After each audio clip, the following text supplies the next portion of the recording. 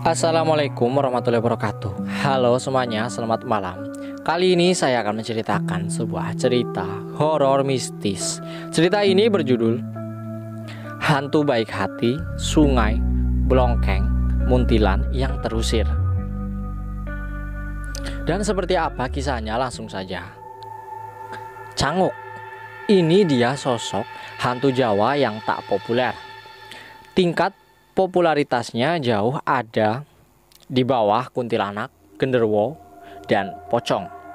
Tapi hantu ini sempat menjadi primadona di kawasan Sungai Blongkeng. Sungai Blongkeng adalah sebuah sungai yang berhulu di Gunung Merapi dan bermuara di Laut Kidul setelah menyatu dengan Sungai Elo dan Progo. Nah, sosok canguk ini biasa ditemukan di spot-spot mancing yang banyak ikannya.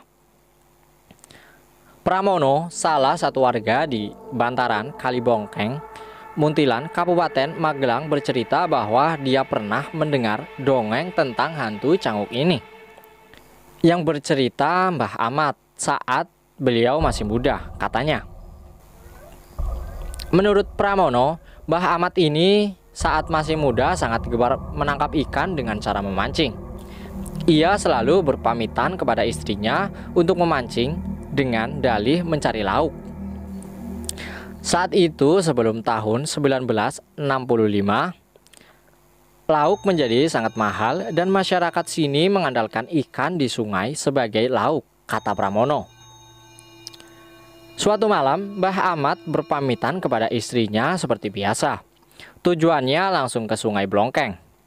Ia biasanya mancing di bawah jembatan Jalan Raya Jogja, Magelang. Anehnya, baru saja duduk, ikan-ikan sudah berlompatan. Mbah Ahmad langsung menyiapkan joran dan perangkat memancingnya. Benar, nggak sampai 5 menit, jorannya berkedut, kata Pramono. Dari peristiwa itu, kisah hantu baik hati ini dimulai. Sungai Blongkeng berair sangat jernih karena airnya bercampur pasir dan bebatuan dari Gunung Merapi. Ikan yang paling banyak jenisnya adalah tombro. Ini adalah jenis ikan mas namun beda dengan ikan mas hias. Nama keren dalam ilmu biologi disebut Cyprinus carpio. Kembali ke hantu canguk. Nyaris belum sampai seperempat jam, Mbah Ahmad sudah mendapatkan ikan tombro banyak sekali. Cukup untuk lauk 3 hari lebih. Maka Mbah Ahmad kemudian berhenti memancing dan menyalakan rokok kelembak kemenyan atau lintingan. Rokok kelembak menyan adalah semacam rokok lisong yang diberi campuran akar tanaman kelembak, yang biasa digunakan untuk pengobatan sembelit dan membantu mengatasi penggumpalan darah dan nanah. Selain itu dicampur dengan getah dari pohon kemenyan atau getah tanaman Boswellia. Kemenyan banyak digunakan sebagai obat radang gusi, mulut, ataupun sakit gigi. Kemudian tiba-tiba ada suara. Mas, nyuwun gramane. Mas minta apinya. Tiba-tiba Mbah Ahmad disapa seseorang di belakangnya. Tanpa menoleh ia langsung menyodorkan korek api. Lalu ia asik membenahi ikan-ikan tombro yang didapatnya tadi. Matur nuwun nggih. Terima kasih ya. Suara tadi mengucap terima kasih sambil menyentuh tengkuknya, bahunya. Dinginnya luar biasa. Mbah Ahmad mau tak mau menoleh. Ia menemukan seorang laki-laki yang sebaya dirinya juga tengah asik merokok kelembak kemenyan. Sampun kathah kok mboten kondur, sudah banyak kok enggak pulang, kata lelaki asing tadi. Kembali Mbah Ahmad menoleh, ia kaget.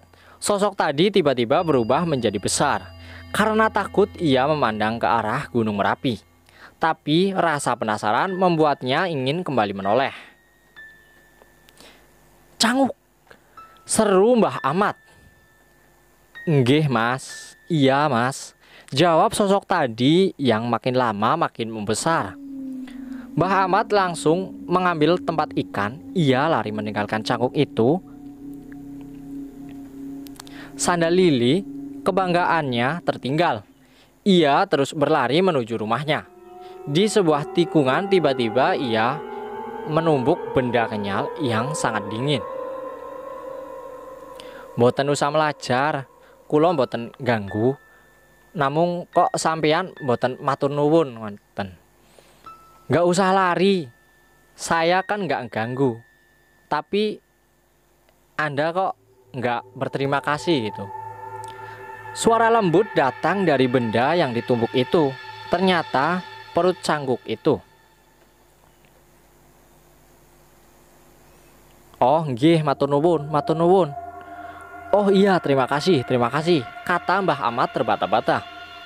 Setelah Mbah Ahmad mengucapkan terima kasih, cangkuk itu menghilang. Dari kejauhan terdengar suara adzan subuh. Menurut Pramono, cangkuk memang tak mengganggu. Ia justru menemani setiap pemancing, dan yang ditemani biasanya akan mendapatkan hasil yang sangat banyak. Saya nggak tahu, mungkin itu jenis lelembut kesepian, katanya. Lalu masih adakah cangkuk itu sekarang? Pramono memastikan tidak ada. Ia beberapa kali mancing di air terjun bawah jembatan, tempat Mbah Ahmad dulu memancing. Belum pernah sekalipun ia melihat keanehan. Hanya kadang-kadang memang bulu kuduknya berdiri.